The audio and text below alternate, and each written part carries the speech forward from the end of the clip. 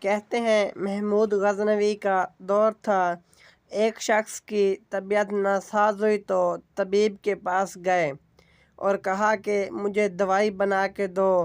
طبیب نے کہا کہ دوائی کے لیے جو چیزیں درکار ہیں سب ہیں سوائے شہد کے، تم اگر شہد کہیں سے لا دو تو میں دوائی تیار کیے دیتا ہوں۔ اتفاق سے موسم شہد کا نہیں تھا۔ اس شخص نے حکیم سے ایک ڈبیا لی اور چلا گیا۔ لوگوں کے دروازے کھٹکھٹانے لگا مگر ہر جگہ مایوسی ہوئی۔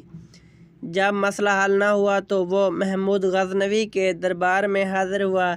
کہتے ہیں وہاں ایاز نے دروازہ کھولا اور دستک دینے والے کی روادات سنی۔ اس نے وہ چھوٹی سی ڈبیا دی اور کہا کہ مجھے اس میں شہد چاہیے۔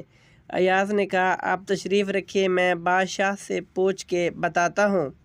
ایاز وہ ڈبیا لے کر بادشاہ کے سامنے حاضر ہوا اور عرض کی کہ بادشاہ سلامت، ایک سائل کو شہد کی ضرورت ہے۔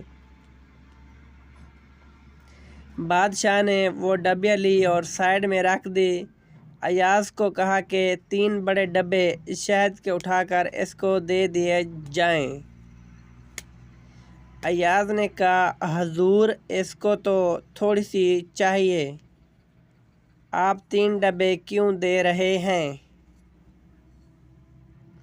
بادشاہ نے ایاز سے کہا ایاز وہ مزدور آدمی ہے، اس نے اپنی حیثیت کے مطابق مانگا ہے، ہم بادشاہ ہیں، ہم اپنی حیثیت کے مطابق دیں گے۔